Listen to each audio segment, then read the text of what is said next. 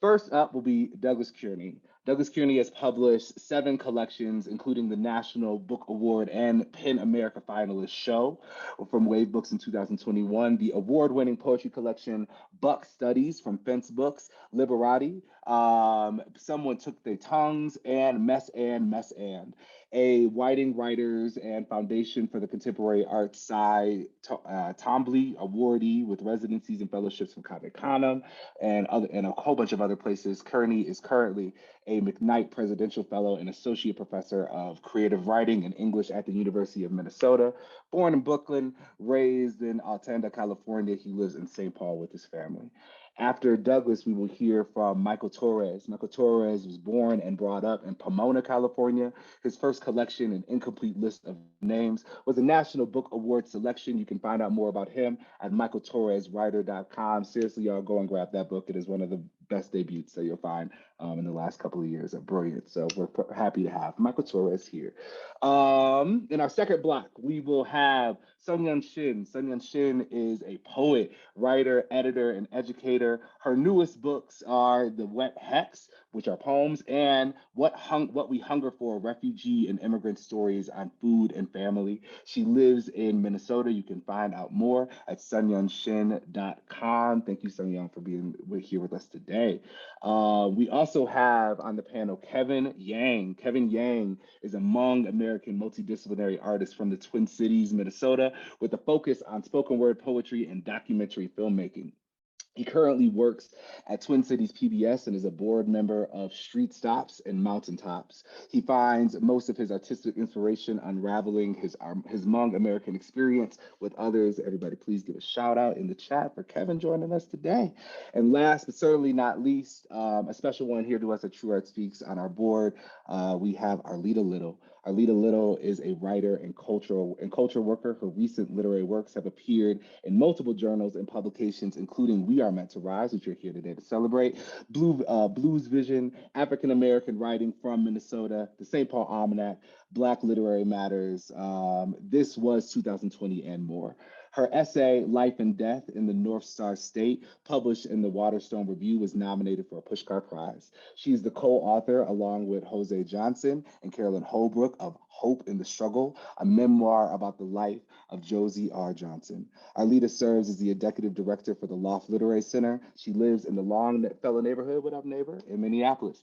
So that is our illustrious panel that we are going to have today. And so since I already introduced them, I'll ask the poets just to read, or our writers just to read in the order of which they were read. In this first block, please give a huge round of digital applause for Douglas Kearney and Michael Torres. Thank you so much, Danez. Thank you, TruArtSpeaks. So honored to be not only in the anthology with you all, but to be here with y'all today. I'm very pleased to be here. I'm gonna get right into it. Dear editor, scant days after Derek Chauvin murdered George Floyd, I received an email from an editor of an online magazine. The email was a request to respond to the murder, calling on, roughly, my experience and expertise in anti-Blackness, my stature, and my proximity on the ground, which was an unfortunate choice of words, in the Twin Cities. Instead of producing an exclusive comment, I posted a version of this statement on my Facebook account on June 5th, 2020. It was late in the morning, almost noon. I've made very few revisions. Dear editor, I thank you for this invitation. Funny, I composed a poem about the historic Watts uprisings on Sunday, May 24th, before the MPD murdered George Floyd. There's a part of me that wants to simply send you all of what I've already written, not as some authority, but to point out simply that this is a changing saying, that I and many others are always thinking about the conditions under which George Floyd and so many others are subject. The combination of these as features, not bugs and systemic modes of violence that are a part of the purview of policing. As my wife and I explained to our 10-year-olds, who learned explicitly about a then contemporaneous application of this constant historical killing when St. Anthony police officer Geronimo Yanez murdered Philando Castile. It isn't that law enforcement is simply disinterested in protecting Black people, but that US culture/law dictate that our very presence is the thing they are meant to protect against.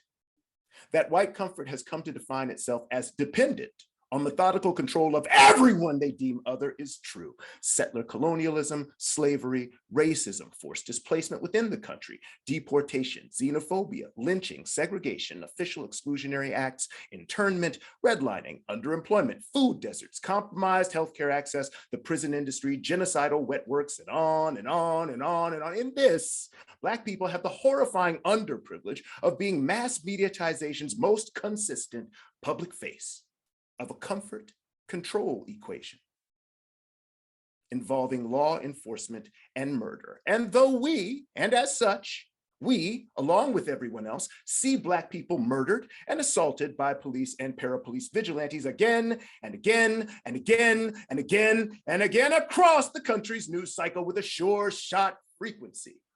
That white supremacy put me in a position to make this a reasonable conversation to have with my then 6-year-old is a violence I will never forgive. I will go to work carrying it. I will share social space carrying it. I will form friendships carrying it, yet I will not forgive it. Back to the invitation. I've grappled with your request because you see, I wonder, at what point does another piece triggered in response to the changing same become a part of the control comfort ecosystem? This is complex in that writing such things is not cathartic for me. And I'd imagine many others, many different kinds of people could read what I've written, including people who are on the short end of the comfort and control stick. I wonder, and I wonder this honestly. When is writing about violence against Black people not a prediction?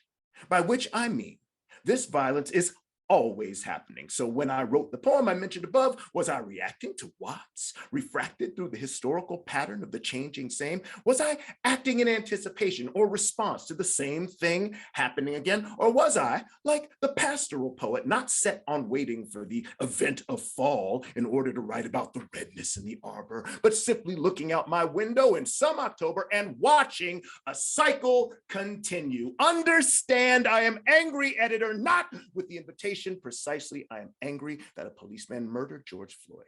I am angry that members of my community must risk their safety from more violence and a pandemic to demonstrate against this changing same.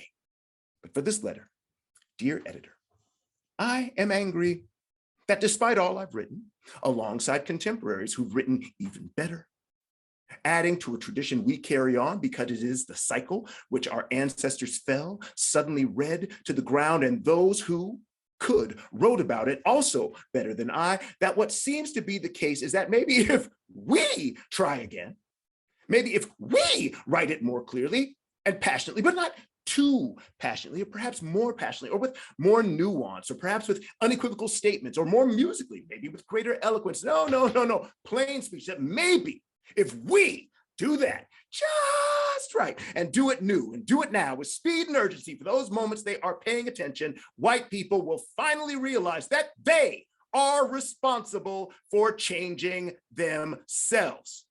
And via their massive, more sacrosanct voting power, disproportionately large economic resources, gross overrepresentation in positions of power, and most importantly, prime access to their own psyches for speedily and urgently dismantling the systems that exist for them and their privilege. And yes, class is critical to this, but more fluid than perceived race. Police don't check your credit rating before they shoot, club, rough ride, or strangle your life away, because you see, they already know what they think you're worth. I'll stop there. Thank you. Ooh, thank you so much, Douglas. Only Douglas Kearney can read an essay with that much fervor, like a poem. All right, we're moving on to our next reader. Everybody, please welcome Michael Torres to the screen.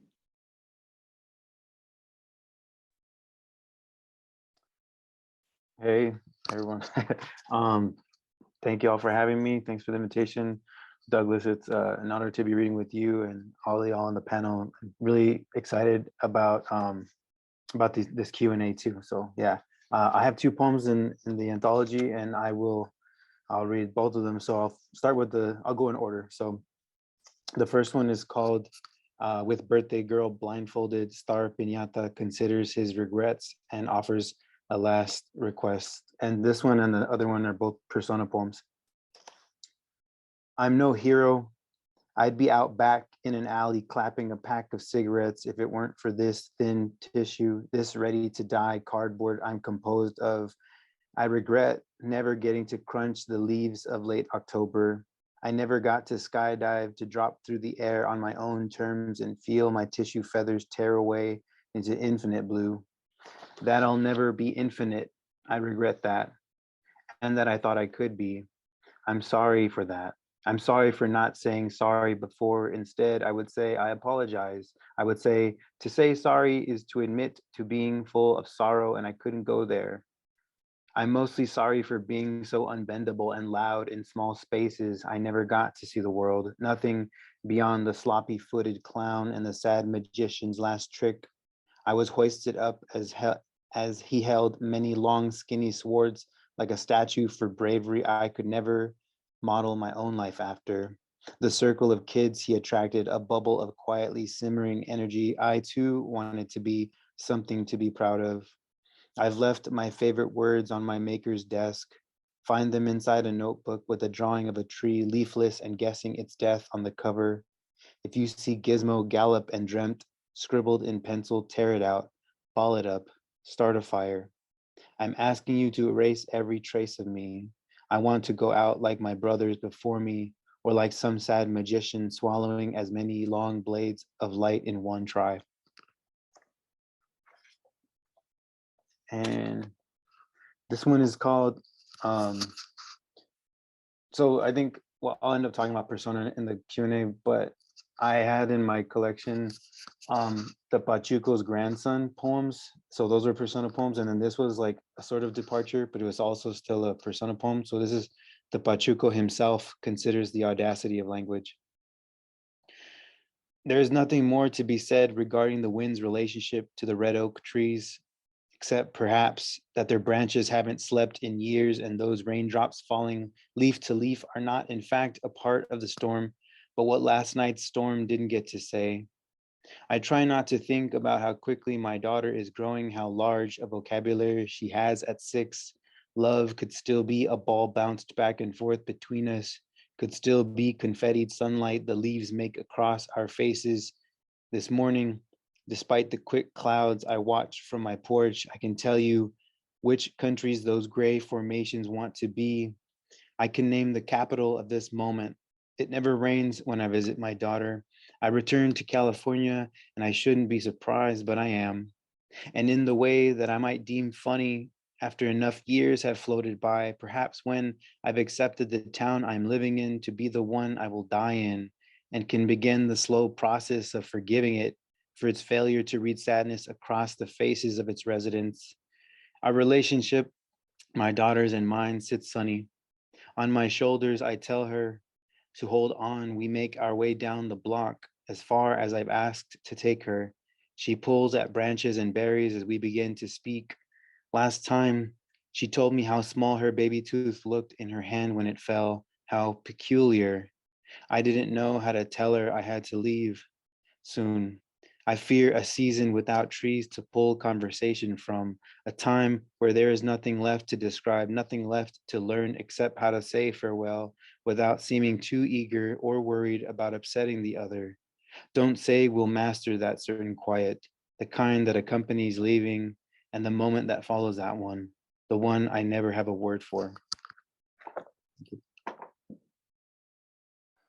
Woo, thank you both. Thank you, Michael. Thank you, Douglas. And I also want to pull in all of our other panelists for this first part of the discussion. I'll start with a couple of individual questions, but I also want to pose them in a way where maybe we all can respond. Douglas, you were talking so brilliantly to back to this like predatory editorial practice in your essay. I'm wondering for you, what would you say to younger Black artists who find themselves on the other side of that call? What advice do you have for them who might be trying to do the getting it just right this timeness? And for everybody, I'm wondering if you could share what are some practices or things that you find that you must resist or say no to in order to stay true to your art? Well, I appreciate that question, Danez. And I've been thinking about, you know, that as a kind of like a gauntlet like thrown down. And I mean, what I've come to is that I am much more interested in white accountability than foreclosing Black possibility. Mm. So I'm not gonna programmatically tell any Black artist, nah, don't you dare respond to that. I mean, first of all, everyone's experience is their own and many other people simultaneously. So I would not assume that we have seen all of the possibility that could come from a culture, but I do find it deeply disingenuous to imagine a predatory editorial process or the kind of the call for a reading list as though someone has exhausted the literature there. And I mean, the basic premise is actually not complicated. Like, you know, Black people are people, so you shouldn't kill us just because we make you uncomfortable. It's not a really complex idea. White people are not better than everybody else. So your comfort does not give you a right to endanger other people's lives or possibilities or opportunities. These are not complex ideas. So I want to put the emphasis on like, what is it that you need? Like, if you could literally say, like, if we could treat this like some old Burger King shit and be like, I just need an essay that says this, this, this, and then I'm great. All right, I shut my mouth. Like, okay. But that's not what people ask for. They're essentially asking for time. They're essentially asking for us to do more work. And considering the reason why historically we are here was to do other people's work for them, I find it grossly perverse that somebody claiming allyship feels like, I'll be your ally after you get me my humanity, right? Whatever that is. You know, a cup of my morality, a bowl of some actual grits, that grit that would make me go against the thing that I've been given. But that's not what, that's the problem. So I'm not gonna tell, I don't feel it is my position or my right to look at an artist, a poet, and say, don't do that. I will say, you don't have to feel obligated to do that, unless that obligation is coming from inside. Or if you are a person who puts community first, if your community is saying, would you please speak? That's different. But I don't think you should feel obligated. I feel like you can just point, right? And we all know there are poets who, you know, will write a collection and every poem is braided with these same matters.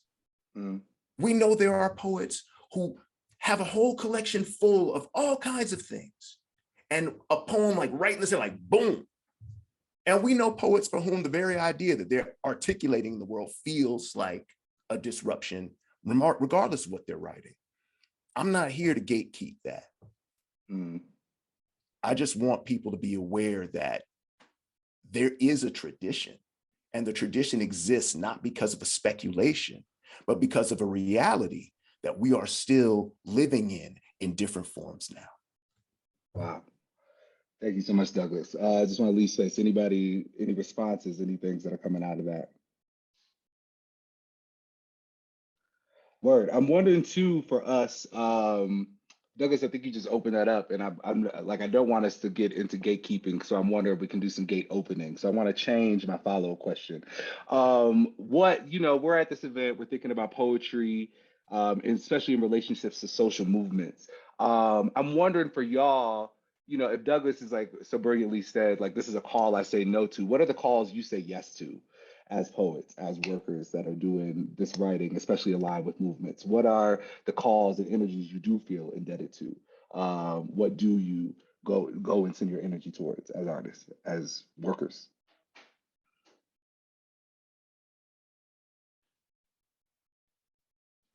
I'll I can chime in.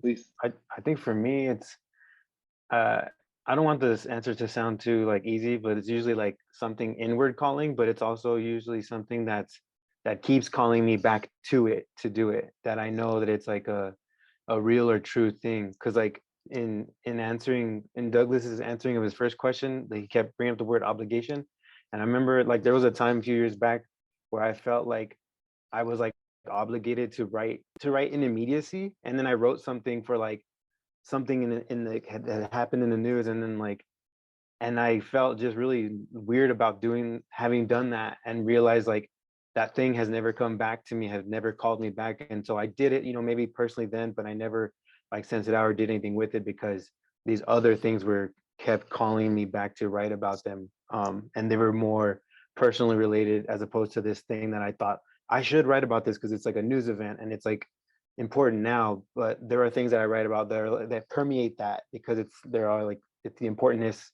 moves through that news thing, and it's like all around all the time, if that makes sense. It does. Thank you. Michael, since we're you, let's I have a question for you. One, I just love that both of the works that appeared in this poem in this anthology are persona poems from you. I'm wondering and I think so many of us do sometimes, especially like younger folks, maybe do feel called to like write something that is directly addressing the event, right? Or like re-dramatizing the news, like kind of you just said. Um, I'm wondering what do you reach towards persona for? What do you find in persona that you can't get elsewhere, especially when thinking about this, right? It was really beautiful to open up this anthology and find a poem about a pinata. And so how does persona allow you to access thinking about work in these movements and spaces? Yeah, I in some ways, okay, so like persona is actually really important to me because I think I tricked myself into thinking that at first that I write through personas because like usually the persona is like bolder or riskier than like the I speaker is usually. But like sort of what I've realized, because those poems I've been working on for a really long time, is that like writing in persona is like one way that I can sort of relinquish my control of my narrative of like the experience that I've had, because I want to, so I want to like, I don't know, because okay, like usually I'm the speaker, right? And so like I put persona because, or else I'd really easily defend my own self in the story that I want to tell, or like a poem that I want to write. And so that's sort of, and I feel like the poem has a really good chance of not being successful if I keep holding on to the shame instead of writing about it, or whatever it is, whatever like the honest thing is. And I think because I wrote those two poems that I read, I'm able to write now about the same situation with my daughter without persona. But I don't think I could have done what I'm doing now without having done them through persona first, to access like, what does the piñata feel? And then like, but really I'm talking about like the way I experienced like watching my daughter have her 5th birthday party. And then like I couldn't write directly about seeing her there. I could only write as if I were this piñata swinging and she's watching it and I'm watching her watching it. And that's easier that way for me to get into that, um before I can like put myself in there to even talk about it right here right now. Like I couldn't do that, several years ago. So to me it's like, yeah, relinquishing that control, which has to me a lot of implications of masculinity and things I already write about. So it makes sense that like that is how I started in writing about that. Thank you. I love that. I love this idea of relinquishing control and also getting out of the way so honesty can happen. Such a beautiful answer. I know there's other folks on the panel before we move on to our second set of readers that also play in persona. Any other ideas out there about what are the uses of persona, particularly when thinking about movement aligned work?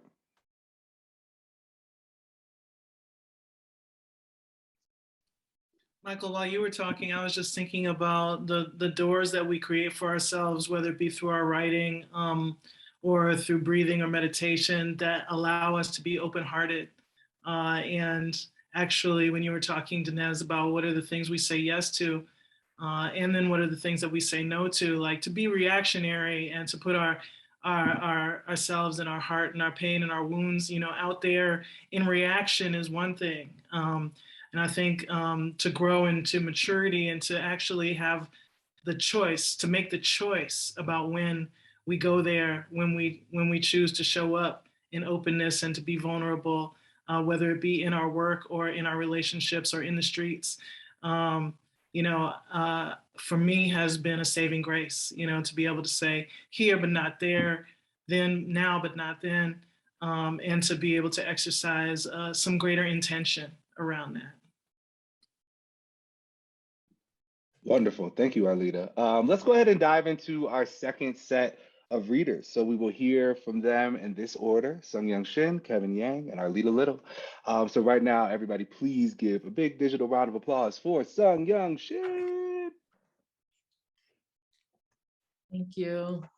Thanks, everyone. Thank you, Carolyn. Thank you, Tish and Fatima and Michael and Kevin, Douglas. So I'm going to read a little bit from my poem in the anthology, and it's a self questionnaire, a tangent to a story about the Smith & Wesson 38, or attempts to be fully assimilated into the white American project have failed miserably in the form of a self questionnaire. So I'll just go back and forth between the voices. It's on page 141 if you're following in the church pews. When were you born? I don't know.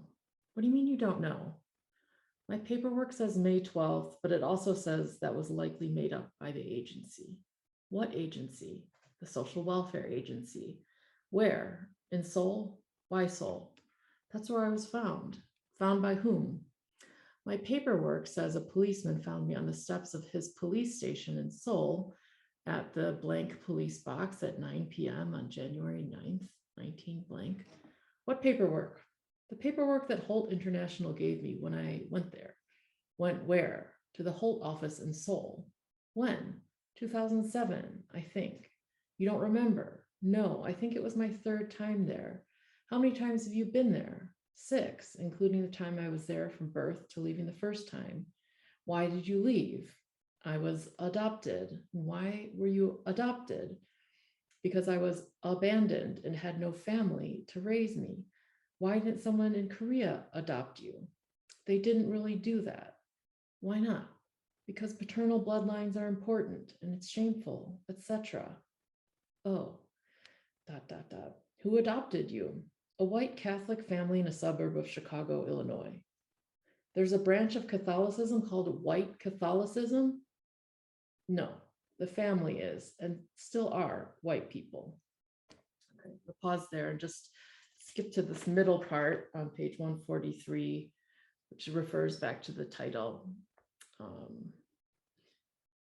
So it says, what happened then? I don't remember. Nothing. I don't think so. But the year after I was born, at the National Theater in Seoul, military dictator, self-declared president for life, Park Chung-hee's wife, Yuk Young-soo, died during an assassination attempt on his life. A girl, Jang Bong-hwa, who was in the student choir present at this event, which was for Korean independence from Japan, for his speech was killed by a stray bullet. The gun used by the would-be assassin Moon Se-gwang, a Japanese-born ethnic Korean and a North Korean sympathizer, was a .38 caliber Smith & Wesson from an Osaka police box. This weapon is American-made and happens to be the most numerous handgun on the planet. It's referred to as a .38 special. And there are many, for many years, police in the United States, South Korea, and Japan all used this particular Smith & Wesson officer's gun. There are many notable facts about this gun. And then actually this is about the bullet, the .38 special bullet, which is almost 38 millimeters wide at the base. The 38th Special was designed and entered production in 1898 as an improvement over the 38 Long Colt, which as a military service cartridge was found to have inadequate stopping power against the charges of Filipino Muslim warriors during the Philippine-American War. And then the interview goes on from there. So I'll pause there. Thank you. Thank you so much. All right, next up, coming onto your screens, please give a round of applause for Kevin Yang. Thank you so much, Danez. I'm going to be reading an excerpt from my story, Speaking to Existence, which is a memoir that I wrote about growing up with a lot of social anxiety, trying to figure out my place in the world amidst racism, self-doubt, different kinds of violence, and really finding poetry as like a base for myself. The first time I read Another Monk Voice in Literature was in my 12th grade English class. We were in a unit covering The Things They Carried by Tim O'Brien, and my English teacher had the wherewithal to assign a reading that included voices that weren't just white.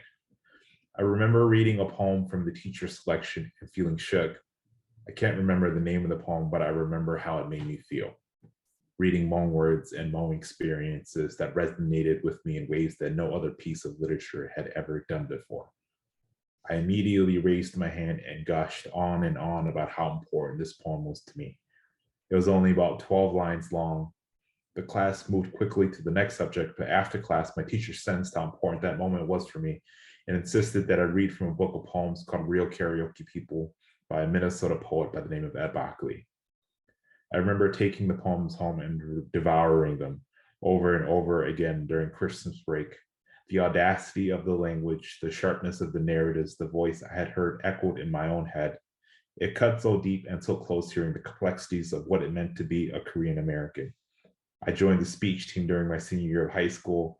The way my category worked was I had to find a published poem that was about 7 minutes long and perform it. The poem I chose was The Secret to Life in America by Ed, from the very book that I had just spent an entire 2 weeks consuming. I laid the poem out on white printed paper and glued it onto the back of thick black construction paper, and for weeks did everything I could to memorize it, the words, repeating them over and over again. My brother sits me down and tells me the secret to life in America. I'm 12 years old when this happens. He grabs my shoulders and says, "No one likes an immigrant." It reminds them of when they fell down and no one was around to help them. For 3 months, I did my best to embody the poem at every competition I performed at.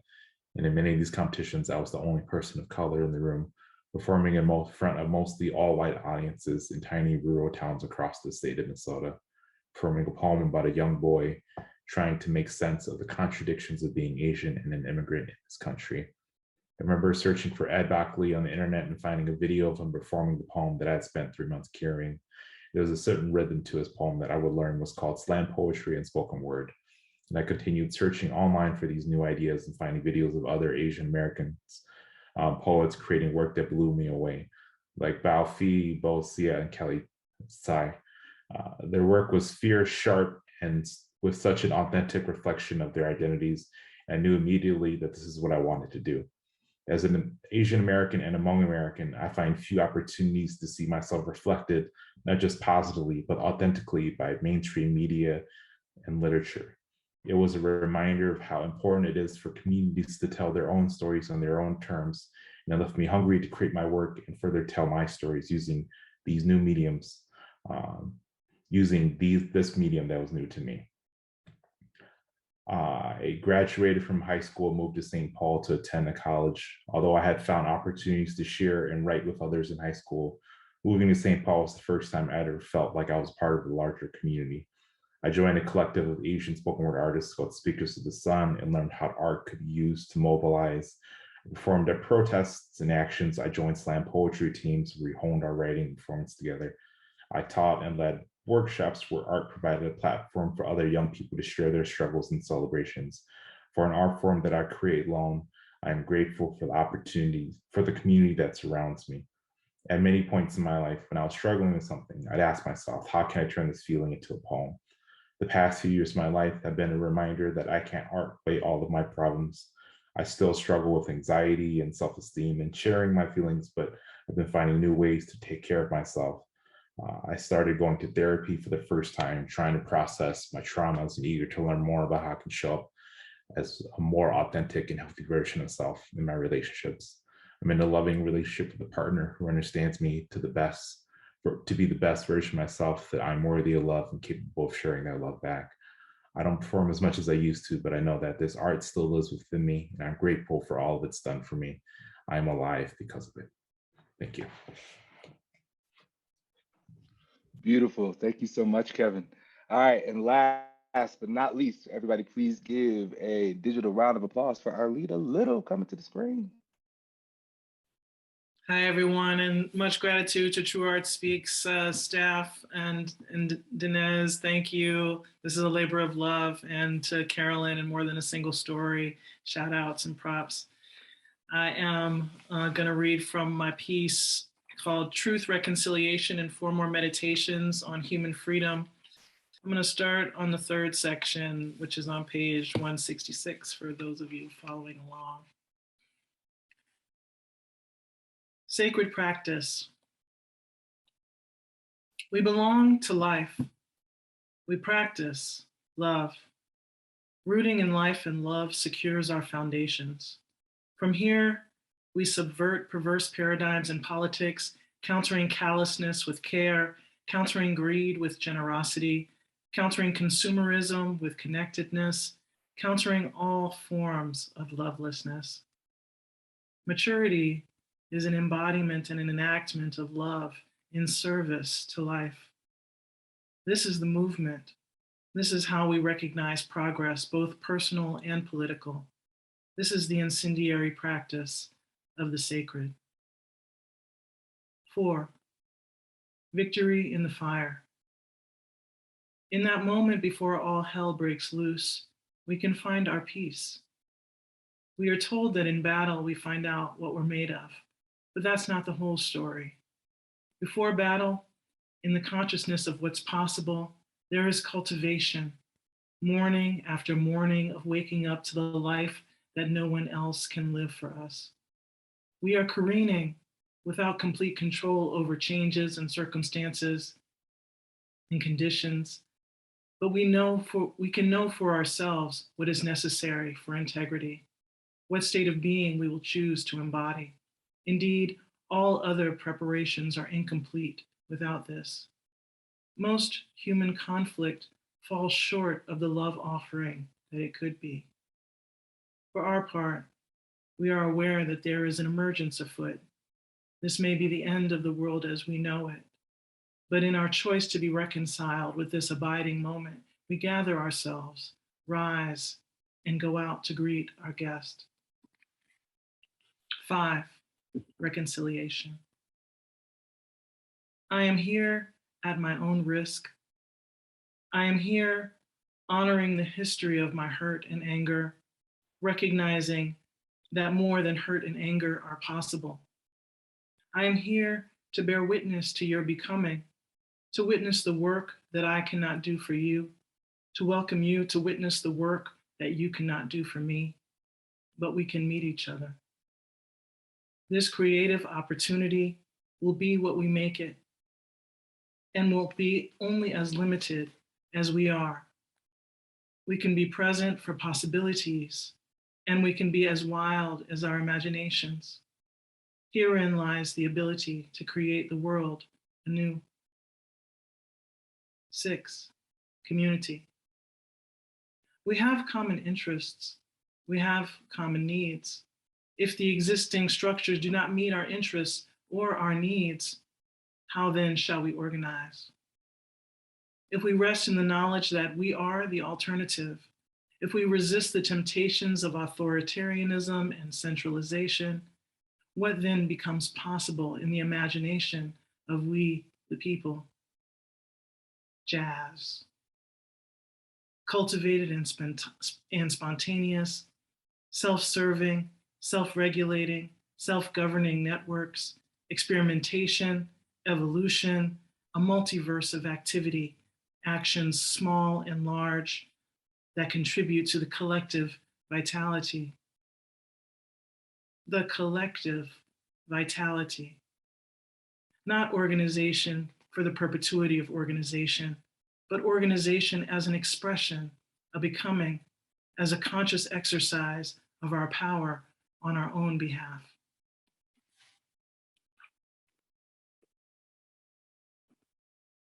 Whew, thank you so much, Arleta. Oh, not organization for the sake of organization. Wow. I'm gonna stick with that one for a while. There's marching orders in that one, y'all. So I want to invite all of our panelists back onto the screen. Thank y'all so much for all those gorgeous readings. And from here on out, we are in discussion mode, folks. So if you have not already, please send your questions to the Q&A function or put them in the chat. We'll be sure to get to them shortly. I'm going to start off with a couple of questions for the folks who just read. So Sun Young, I'm wondering, I love, even in the title, there's this or like this duality between resisting whiteness and this failure of assimilation. I'm wondering how is either of those things, right? How has resisting whiteness or the failure of assimilation informed how you write? And for you, because you're such a brilliant writer when it comes to form, is there a relationship between form and non-whiteness for you when you think about the work? Yeah, thanks so much for that. Such a great question. And when you sent it, and then I was like in a spiral, like, wait, I don't resist whiteness.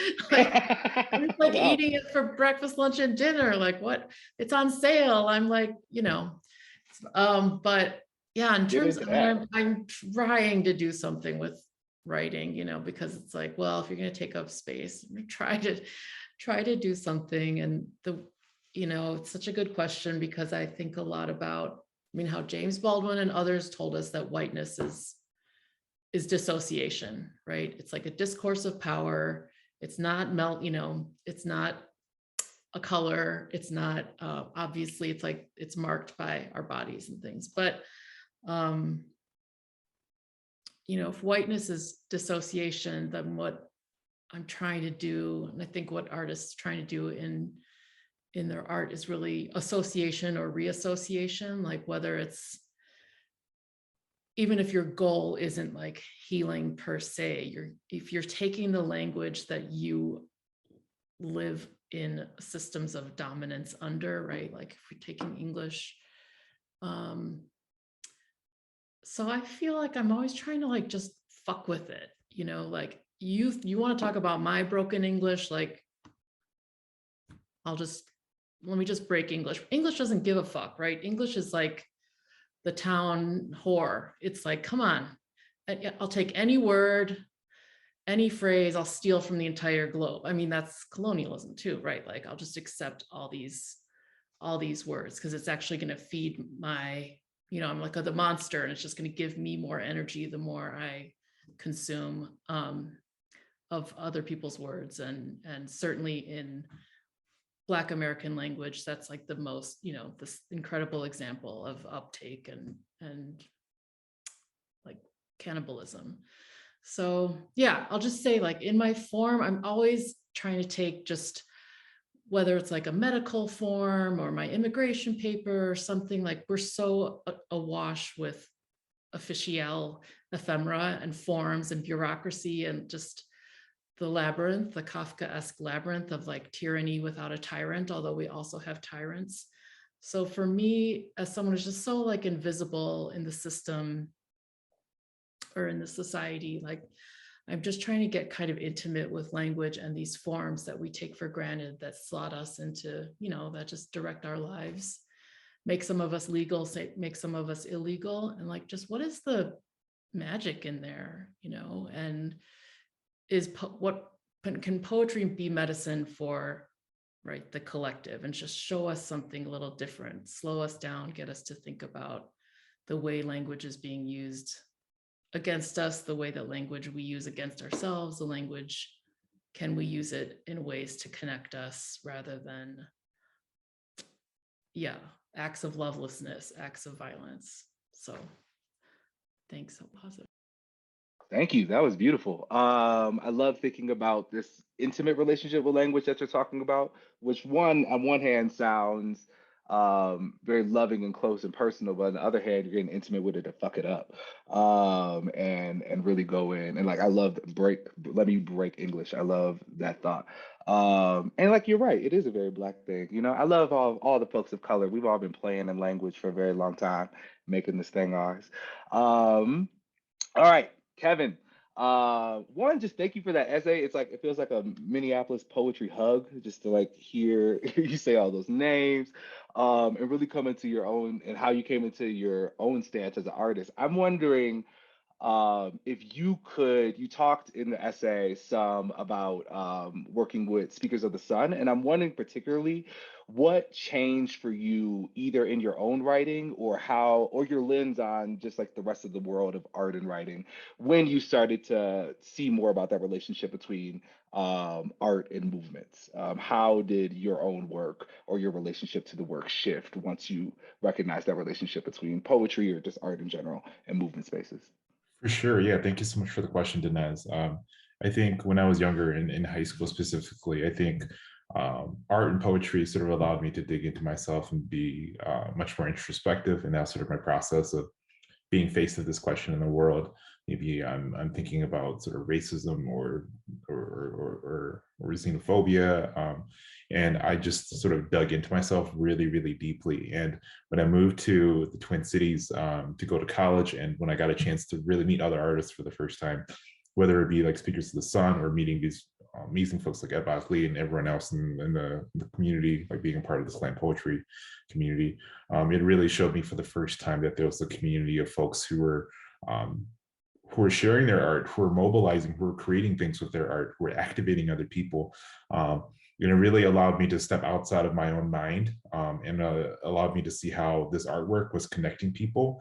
And it wasn't just a tool for us to dig in, but to connect with others.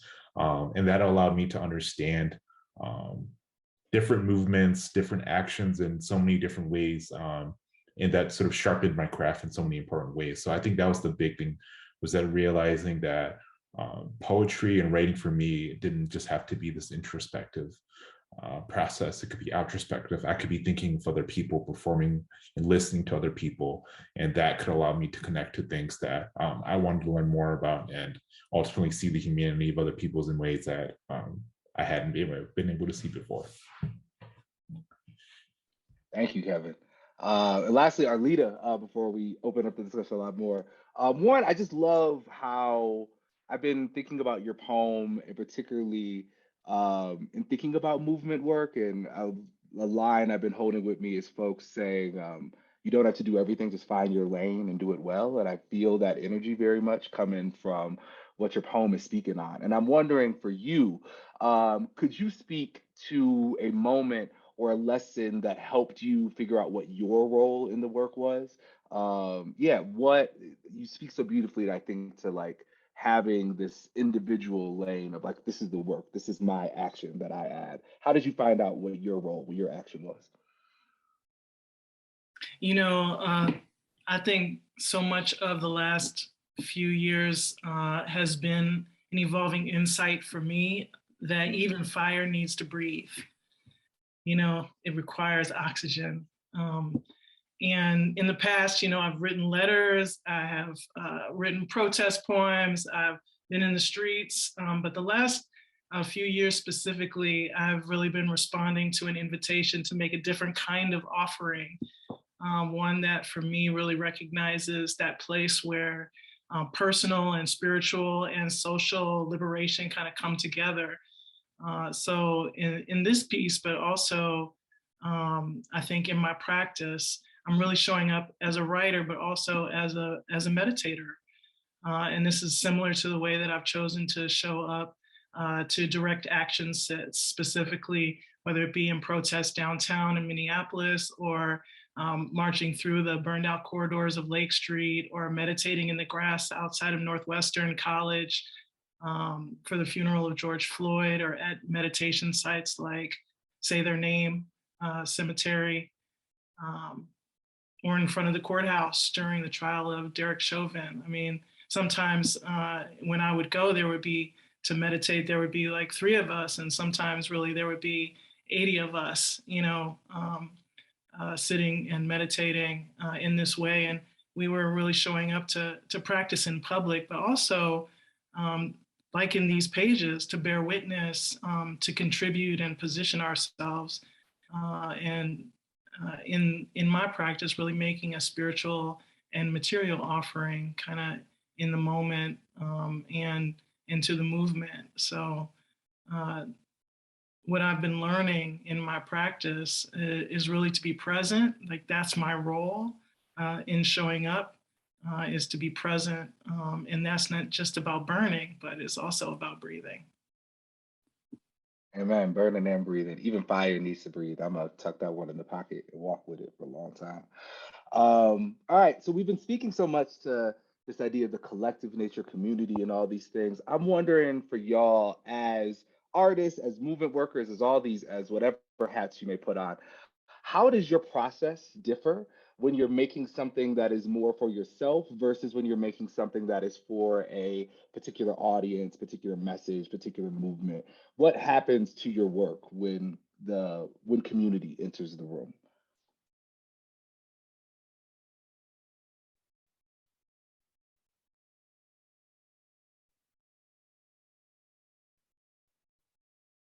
Is there a difference?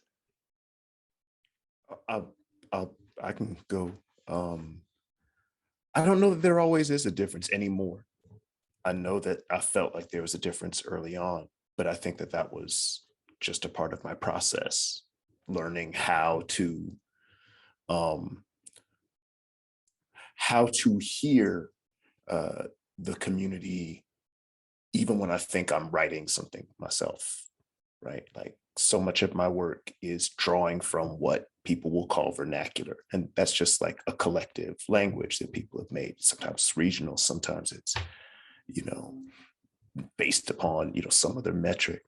But I find that I find myself most connected to the lyric I, if people want to think about it that way, when I know that I'm using a language that I've inherited. And I'm doing things with that language. I'm using techniques with that language that I've also inherited that allow me to create a line that maybe I've never heard before. But those techniques and that language are a part of a web of people and of a time. And I think about what Sun and Shin said earlier, like that includes some of the stuff that we would prefer not to be ingesting, but it's there. It's in all of the stuff. So I do think that I can write what people will oftentimes think about lyric poems. I also know that a lot of the times that when I write something that is a lyric poem, it doesn't look like what people generally consider a lyric poem. And maybe that's why I don't feel the same tension that I used to feel before, but that would be my answer. Beautiful, thank you. I want to keep this question open if anybody else wants to respond. Also, call it to the audience. Please, if you have any questions, utilize that Q&A box, the Q&A function, and we will be getting to your questions shortly. So that is on the horizon. Any other folks want to respond to that question? I was going to say, thanks, Douglas, for that answer. That I do think a lot about audience because I have such a niche. I'm very grateful to have a niche audience. And, but when I know that I'm going to do a reading, I'll usually try to read something or write something for that reading that's like a little more immediately edible, and like for the ear, or, that word is audible, but like that's a little bit more digestible, maybe a little more musical. And because, so much of the poetry, so much of the beauty of poetry is listening to it or being together. And poets are more like musicians, like you have to tour because people want to hear it from you, a lot of people, or that's like so much of the goodness.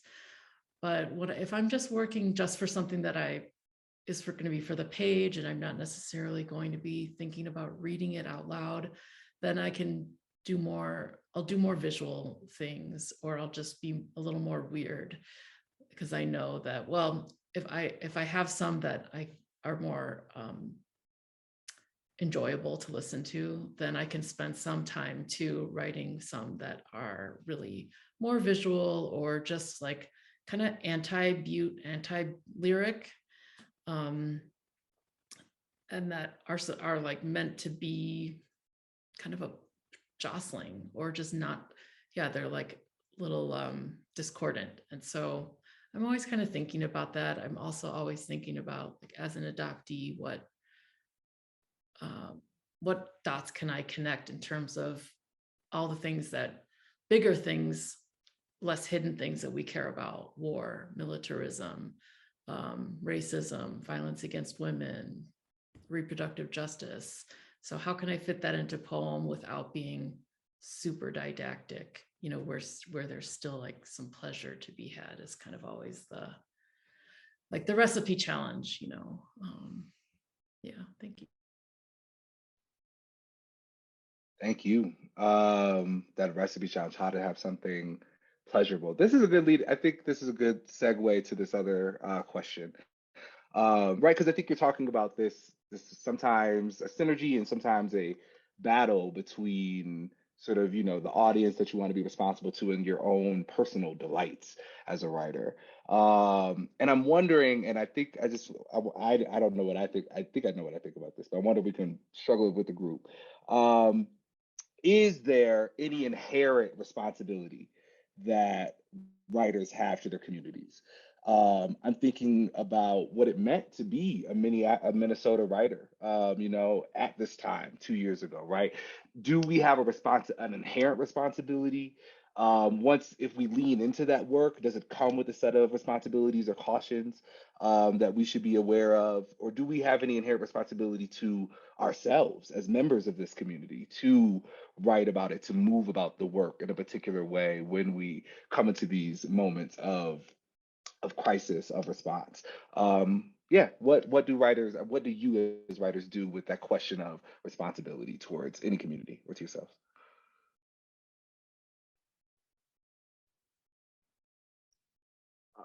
I think I want to say, as someone outside of the Twin Cities, that like I think I've found myself responsible for not being immediate.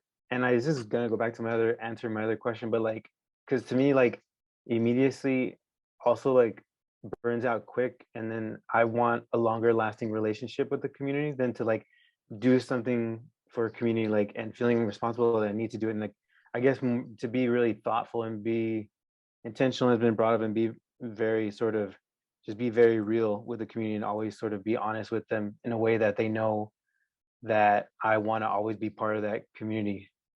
Yeah.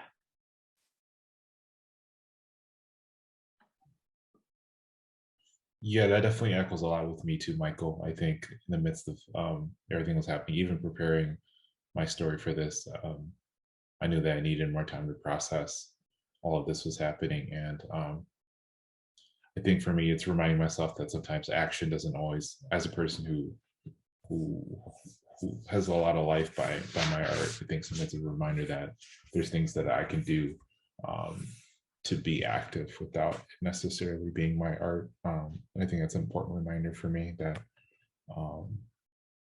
that being in this movement doesn't necessarily mean I have to write poems about it.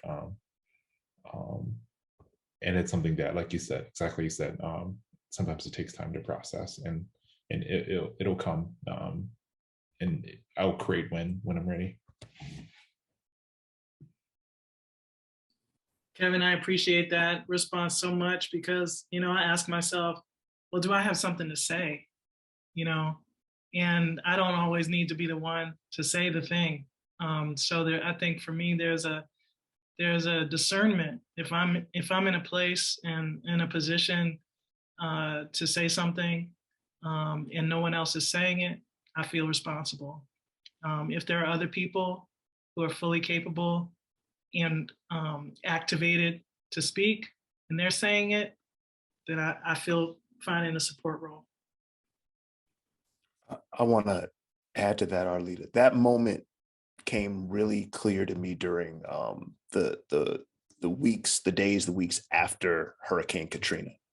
So like, early aughts, many writers who, would consider themselves writers from communities that have been disempowered or marginalized or oppressed. There was this kind of thing that said, voice the voiceless, voice the voiceless, voice the voiceless, right? So like, I'm over here in California in a drought, thinking about people in Hurricane Katrina, and poets, writers, folks are like blogging. People there, they're taking photographs of their homes. And I'm like, they're not voiceless, right? So like, there was a kind of a way of thinking about it. And, and that's why I really appreciate what you just said, Arleta, about discernment, and also what you were saying, Kevin, like this sort of sense that we as individual artists are going to fix it. We're going to represent. There's just a kind of, there's a way that sort of reminds me of a reflection on like celebrity or individualism. And I think one of the things that I'm trying to get better about doing is understanding that I am a part of a larger network of people. And sometimes what I might need to do is get on the phone with somebody who I know has been doing something and telling them like, have you had some rest? Have you taken a nap? Are there ways that I can mentor people in the ways that I think are my greatest skills and assets? And so sometimes, yeah, it's not about, being out in front and yelling your poem. It's about making sure the person who's speaking the poem is heard, and that their work is rippling in some kind of way. Thank you all for those responses. I'm also coming back to something Kevin said earlier. I can't art away all my problems, right? And I'm thinking about, I think that's in a more personal sense, but I'm thinking about it in relationship to this conversation of like, it is not always your job to arch your way out of the problem, right? Like you exist in this larger ecosystem that sometimes the biggest role, sometimes the action to take as an artist is not to create, but to amplify, but like Doug was saying, to mentor, to care. So thank you all for those responses. This is a question coming out of the audience. Momina wants to know, how do you relate to or combat with that feeling of powerlessness or helplessness that can come when you think about the size of your work compared to what it's up against? So what I'm hearing in that is, how do you contend with the smallness of a poem against the largeness of like racism? Right? What do you as a writer do with that? Do you experience that hopelessness or that helplessness? And when it does show up, what do you do with that feeling?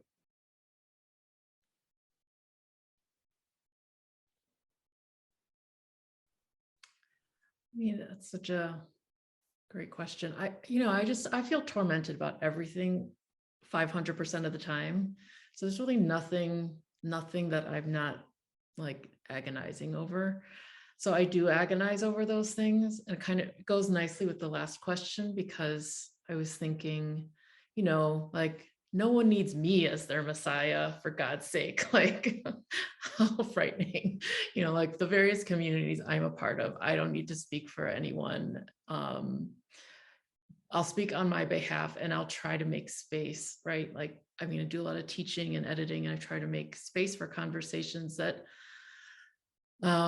just kind of producing conversations and taking that role. And part of it for me too, with my, different kinds of organizational work that I might do, is like, as someone who was raised by white people, I feel like I have kind of a little bit of a different immune system.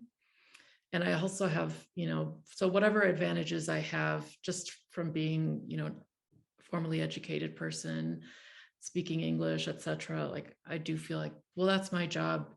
Anyone's job is to just share whatever like wealth they have, because it's all from other people. I got to go teach class at Carleton. Yes, Thursday, because other people were cleaning those rooms, right? I mean, other people were making my clothes. Like, I didn't have to make my clothes. I didn't have to clean the room. I didn't have to, walk there, like, right? So we're all connected in that way. and I feel like the hopelessness thing, like for sure, it's the not fall in despair over like how little you feel like you can do. But a lot of other people have said things in the past, like, well, it's not about hope, it's about courage, just like continuing to do what you think should be done, even if, right, this is a very Buddhist thing, like don't get attached to the outcome because you'll just cause more suffering. If you cause more of your own suffering, you'll probably commit more suffering on other people.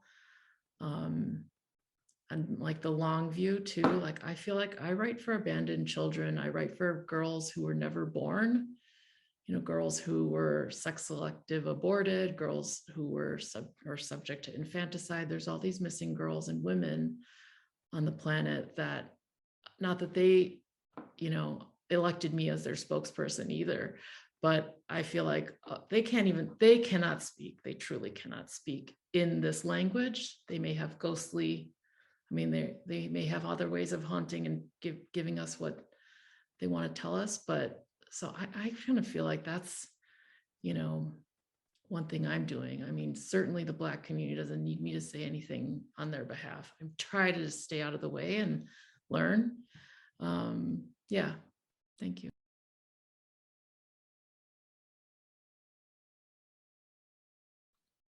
Thank you for that, Sun Young. Any other responses to Momina's question? What do you do with that feeling of hopelessness when it arrives? Yeah, that's a great question, Momina. I think one thing for me is realizing that like wins can look like different things. I'm not going to call them small victories. I think like pushing the needle forward can look like a lot of different things. And I think in the face of these gigantic things, when we talk about like racism, xenophobia, misogyny, transphobia, homophobia, like not necessarily to be content with like with it's sort of realizing that like wins can look like so many different things, and like even thinking about my relationships with my family and people I love, being able to have these conversations and about how that can propel other wins, and just letting yourself know that that's a win, I think has always been really, really important in helping me stay level-headed and encouraged to continue the fight in whatever ways that might look like. Word. Thank y'all so much for those responses. This panel's good, y'all. All right, another panel coming, another question coming from the chat. This is from Sheena. Says, maybe a basic question, but when did you know that you wanted to be a writer? Like what age, what circumstance, thing made you decide? When did that unconscious impulse become conscious?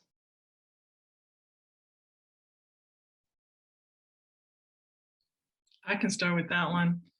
There was no one moment when I recognized that I wanted to be a writer. It's something I'm still discovering. I have a picture of myself at age 3 wearing a multicolored knit hat that my grandmother made me with a big pin stuck in my cheek and a piece of crumpled paper on the table in front of me. And the expression on my face is so serious, like I was trying to write something. And repeatedly throughout my life, I have realized and recognized, oh wow, this actually is when I give my best self, when I feel like I give my best self, and in a way that people can receive. That feels when I feel very affirmed, like as a writer. Okay, all right, I'm a writer.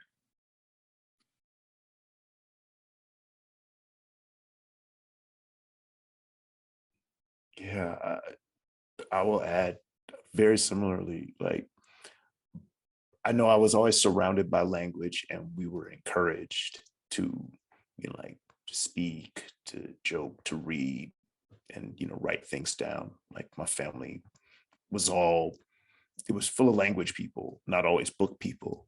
Like my mother and my father were deep into books. My brother was kind of like the person who brought hip hop into the house, but also was a person who brought Prince into the house. So like there's a kind of a way of thinking about language in those sorts of spaces. But I will say that for me, the moment when I thought that I was taking it seriously was the first time I wrote something didn't show it to anybody else, and then said, I want to go back and try writing this again because I think there's a thing I can do with it that I didn't do the first time. That didn't have anything necessarily to do with like, oh, they're really going to like this or that. But it was just a completely kind of a sense of like, I did something, but I want to really do it with this. And so I think that that's kind of like a moment for me where I sort of think about deciding that I was going to be kind of serious about this for me in that way. I don't, like that was my way of seeing it. I have a very similar experience to yours, Douglas, where like I was taking a creative writing class and we did a free write exercise, and the homework was to go home and like make a poem of it. And I remember like sitting out on the back porch. I couldn't tell if I was working on that poem for like 10 minutes or 2 hours. And then I looked up and was like, oh, like I really want to do this. And like I'll say too that I grew up in such a hyper masculine sort of culture and like community that when those two things, like growing up there and like that moment, like was sort of this realization where like I realized like the way I was naturally, like, and where I could be fully was on the page. Like my sort of sensitivities and the way I would get that sort of phrase, you think too much, when I was growing up, like it could happen and I would be fully myself, as Arleta had said, like on the page. And that was the moment where I was like, I if I can, I would like to do this for the rest of my life, like sit here on the back porch and like stare at a page for hours and get frustrated, but then go back to it the next day or whatever. But yeah, that was I think I was like 21 or 22. Yeah.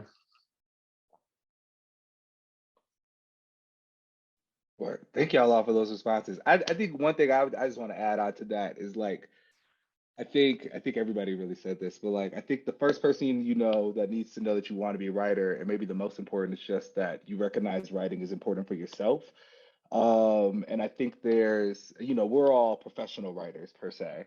But I think that's the only person who needs to like make use of what you're doing, right? As long as that thing is impactful for you, you are a writer, and that will manifest itself. It will continue to grow and manifest itself in different ways as long as you continue to nurture it and find the power in what you say. All right. I'm gonna ask this question. Kevin, I think it'd be great to hear you ping on this. You spoke to this beautifully in your essay. Somebody in the audience is asking, as artists, where or even how do you find community? Yeah, that's a great question. I think there's so many people who I feel like, especially as maybe beginning writers, I know I definitely felt this. I felt like no one wanted to hear what I wanted to say. Like these are sort of just all thoughts inside my head, and these are things that I've heard echoed by other people too. But I think just connecting with, I know for me, a big part of it was going to open mics, watching other really amazing people activate their art, going to other shows or community events was always a chance to get to not just meet the people who are performing, but other people who are hungry in the audience too. So I think getting the chance to appreciate the art, even before I performed it on stage, really allowed me to connect with other people who were doing really great things and to begin to create community. And also realizing that like you might not meet like another amazing, might meet other amazing poets at other things that you're really interested about. I got a chance to meet some of my favorite collaborators at places where other Hmong artists were just doing things, right? So other issues or things that you're really passionate about is a chance to connect and activate, even if it isn't necessarily in your art form. I think just being around other people who are really inspired about the same things that you are can really open up your mind and create community around around that work that you're trying to create.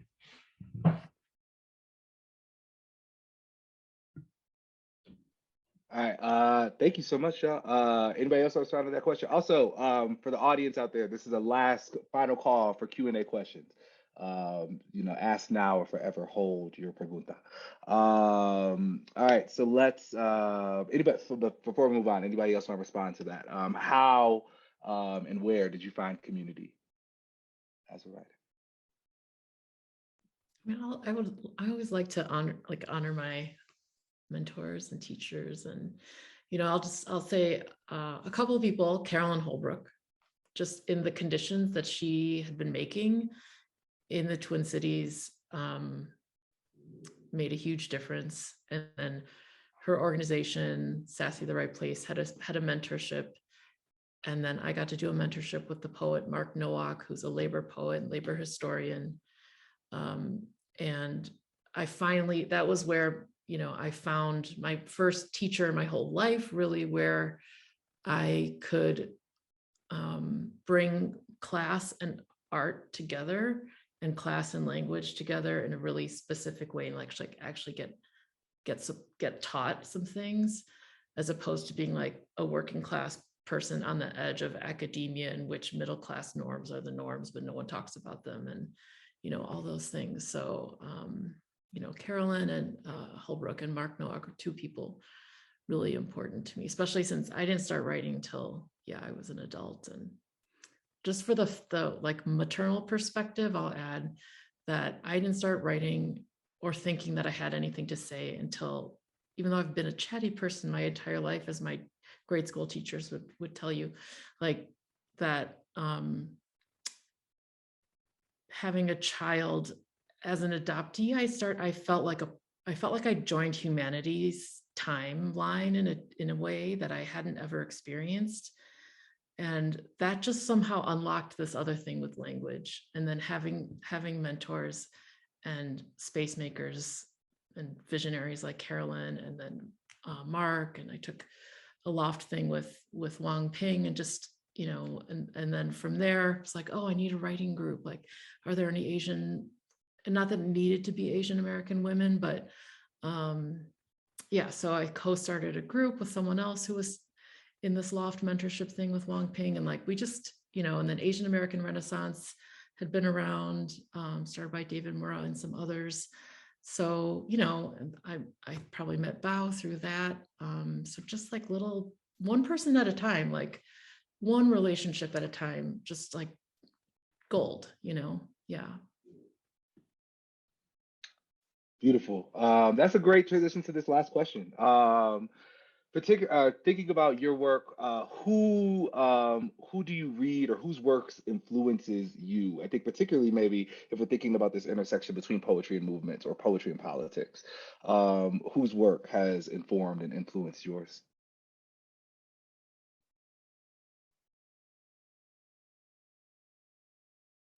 And I want all y'all to answer this one. Yeah, I'm just gonna say Harriet Mullen. There's so many people I could name: DJ Watson, Zenani Mzube, Yona Harvey, Fred Moten. So many people. It would always be incomplete, but my answer to this is almost always Harriet Mullen. There's nobody who. There's this line from a Public Enemy song where, Chuck D says, "Ways to blaze your brain and train you." It's like the idea was like you're listening to Public Enemy, and no matter what the message was, you were being taught how to address language as an active force. It's like if you're listening to Public Enemy and listening to the lyrics and trying to take it in, and he says, "I don't rhyme for the sake of riddling." He's not just trying to be clever, but like you're learning how to interpret the signs by that.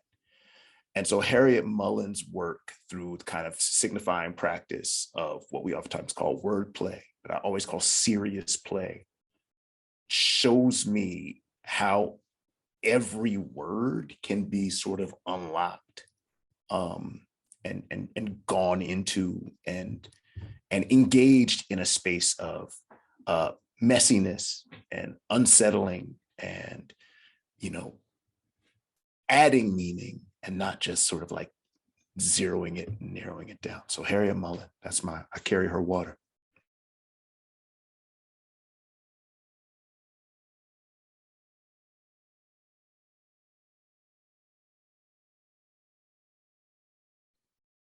My other panelists, who influences y'all? Maybe just a name or two that you want to shout out. Make sure folks go read. We've done a lot of this today, but do you see if you probably want to rename folks? I know in my chapter, I talked a lot about my different influences. Obviously, as I said about Buckley, his work was really inspiring to me growing up. Folks like Balfi too. Marguerite talk about different personas. I think reading the winds in the book Song I Sing was super important for me in understanding the multiplicity of what identity can be. Folks like Jupiter Lahiri too, and Interpreter Melodies, it opened my eyes to like how complex our identities can be, and seeing the different lives that live within that was really powerful. And I think in terms of form, a person who's always been really, really inspiring for me has been Kyle Myrie Tran. He has a new book coming out, so check that out too. But just the accessibility of language and bringing like image to power has always been something that stuck to me whenever I try writing.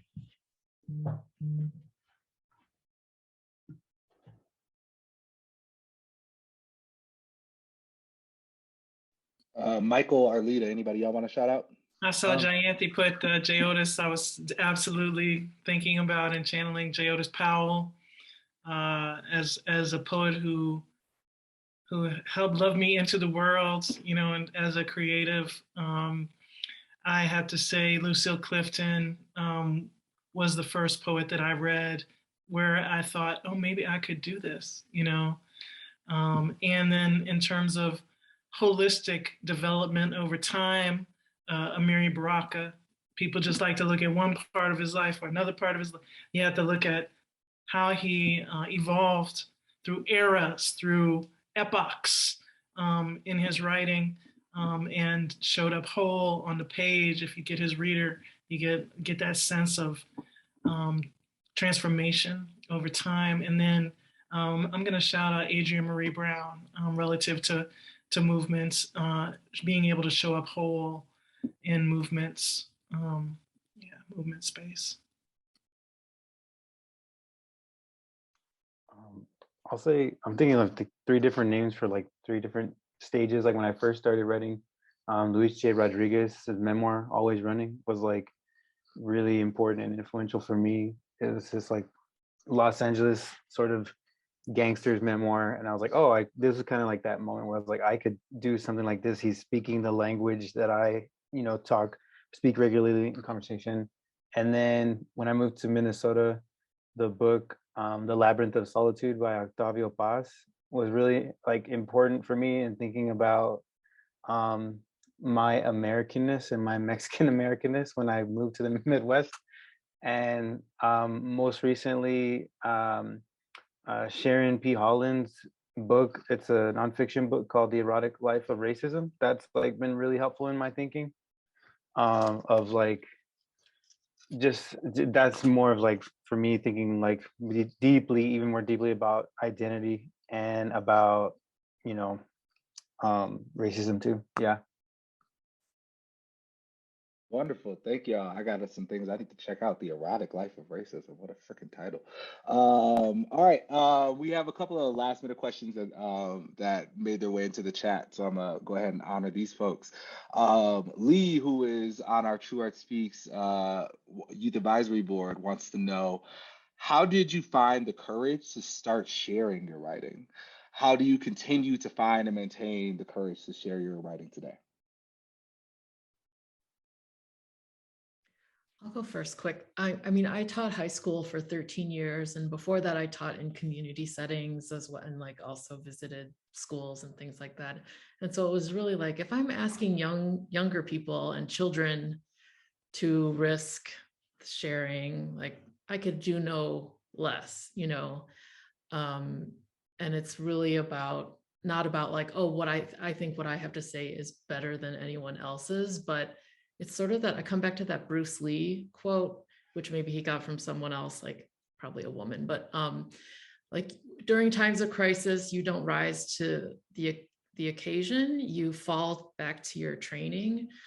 And, you know, I'm always trying to convince like even my college students, like we have to, not that speaking is the be all end all or writing is the be all end all, but like you can't just wait until you need to speak, like you won't have it. You might not have it.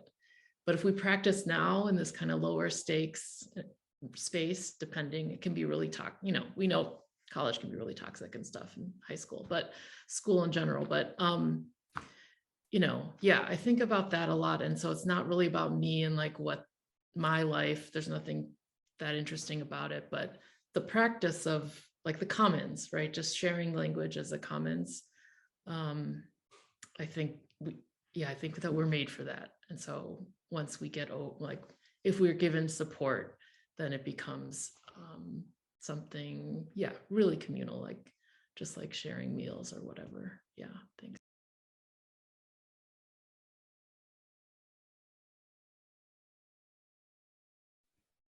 Real quick, I just want to shout out. So Sun Young just said that thing about like sort of practicing for like the moment where you like must speak.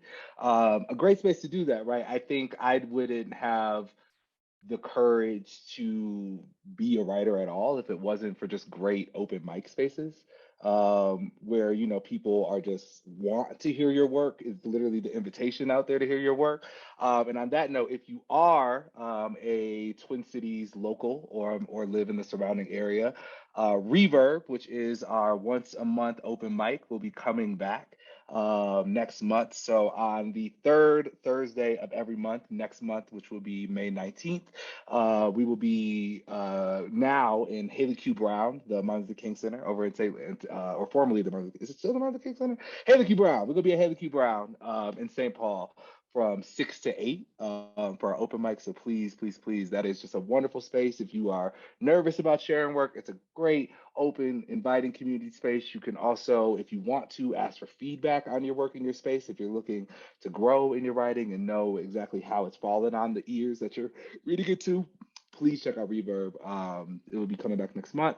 It'll be a wonderful time. So hope we can see you there if you are interested in sharing your work and building up that courage to be able to share, like Sinyan is saying, to share when we really must speak.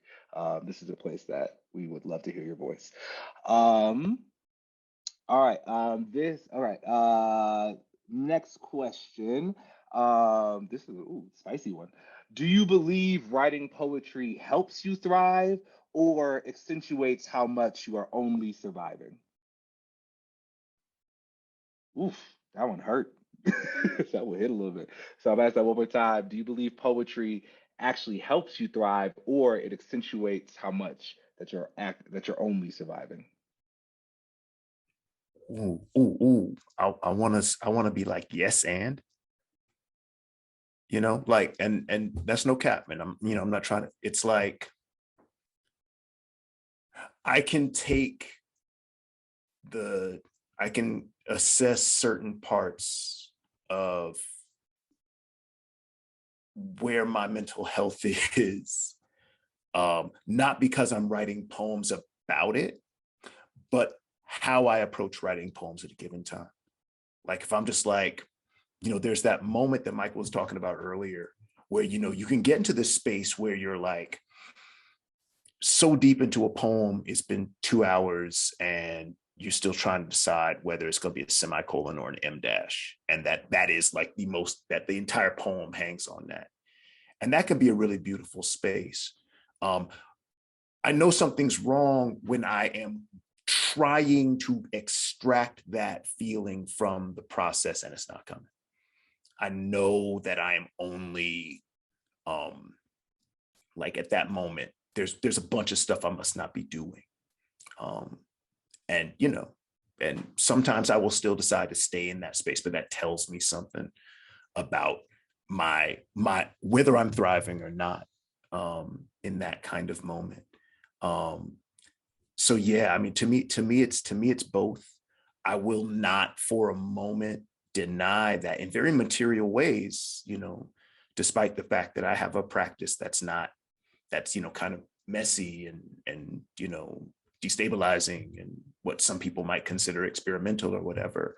There have been really material ways in which my poetry has made it possible for my family to thrive at points. Like the Whiting Award, I literally used that money to pay for an IVF procedure. So my children exist in this world because I was sitting on a back porch someplace writing and thinking that something could happen. So I never want to like underplay what poetry has done for me. At the same time that I don't find that my poetry, for me, is cathartic. I don't feel like if I'm dealing with something that would be just surviving, right? And I write about it in a poem, I don't feel like doing that then makes me go like, oh, okay. More often than not, I use poetry to question, to question things I'm not sure I understand. And sometimes that's also me and my feelings towards something. And I, remember just early on in my writing, like making the shift from my poems always being about you, big, this, and then started going like, but what about you? Like, what are you doing? What's happening? And then after that, I felt like I could write about things outside of myself without negating the real struggle that people have just being like here. Like, it's real easy to look around and be like, addiction is a problem in my community. So I'm gonna write a poem that says, don't do it. Yeah, solve that shit. But doing that forces you to deny what it is that drive people to different things.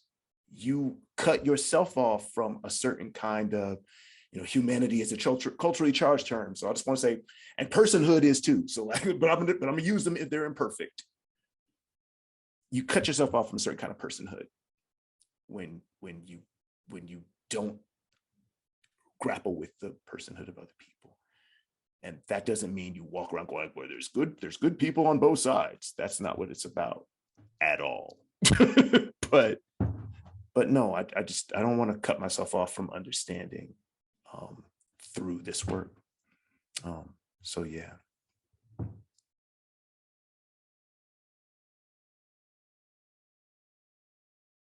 Wonderful. Powerful answers, y'all. All right, we're gonna go into the actual last question of the panel. So I'm wondering, y'all, if you could answer in 5 words or less, if possible. How specifically do you want your work or your art to influence social movements? All right, I'll ask that again and give y'all a second to see if you can whittle it down to 5 words. How specifically do you want your work or your art to influence social movements?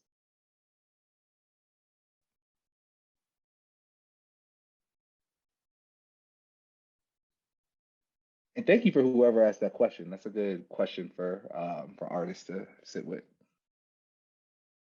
What do you want your work to do in the movement?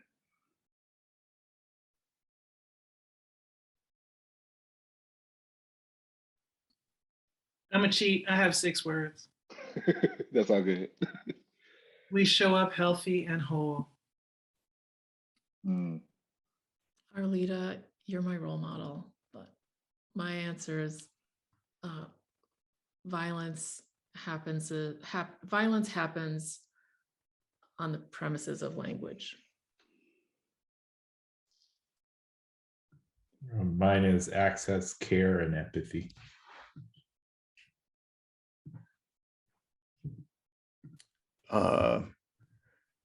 Good food until it's shit.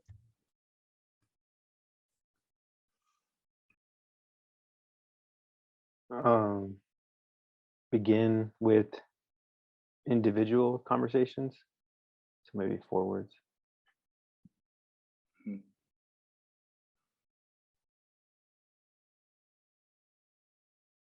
Wait, I'm gonna try 6. Okay. Useful as a brick or love.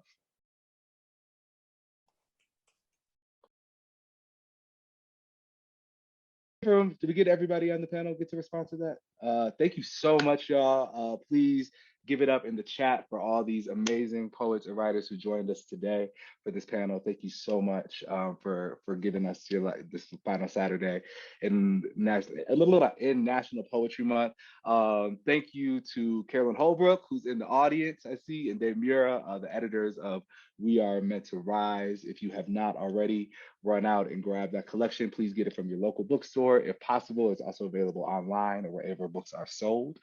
And yeah, we are wrapping up this event. I'm going to invite Fatima back to the screen to give us some thank yous, and then I'll see you in a second to close out with a poem. Thank you, Danez. So, TruArtSpeaks has a couple of upcoming events that we'd like to invite you all to. On May 9th, Level Up, our professional development workshop for artists, educators, and organizers will be facilitated by Kari Jackson. And it's focused on manuscript writing. So specifically on how one might approach the sequencing of their poems or stories or essays. So if you or someone you know has a manuscript ready or that is being worked on, this is the space for them. Sunday dinner, our quarterly cultural gathering for Black Minnesotans, is set for May 22nd. Sunday dinner, we break bread, have dialogue, and we build collective power through the ritual of our Sunday dinners. So food will be catered by Soul Bowl and Save the Date. And if you can't make any of these events, please consider making a tax-deductible donation at TruArtSpeaks.org, no E in true, so that we can continue to support artists such as the ones you've heard, while making it free and accessible to you and others. And before I say goodbye to you all, I just want to give a special thanks to Carolyn Holbrook, David Mora, and More Than a Single Story for creating such an incredible collection of stories and testimonies. Thank you so, so much to our wonderful panelists. I've learned so much from you all, and I really, really appreciate your time and your vulnerability.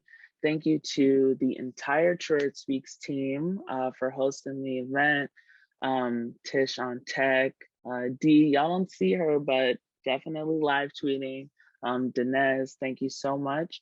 And thank you all for coming to watch and listen. We appreciate you deeply. Have a great weekend and goodbye.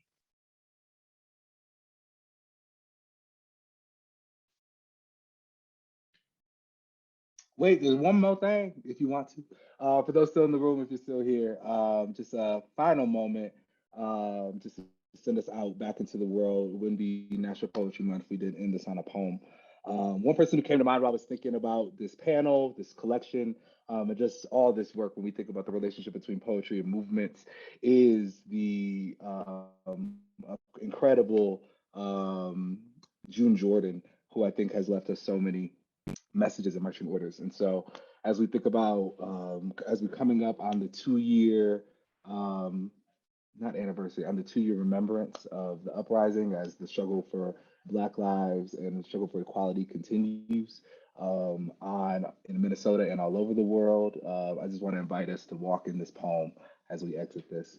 So this is June Jordan's poem, I Must Become a Menace to My Enemies. 1. I will no longer lightly walk behind a one of you who fear me. Be afraid.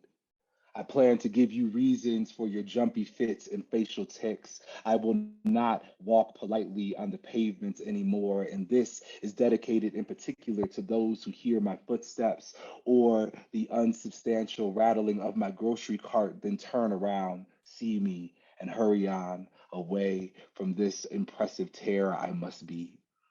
I plan to blossom bloody on an afternoon surrounded by my comrades singing terrible revenge in merciless accelerating rhythms, but I have watched a blind man studying his face.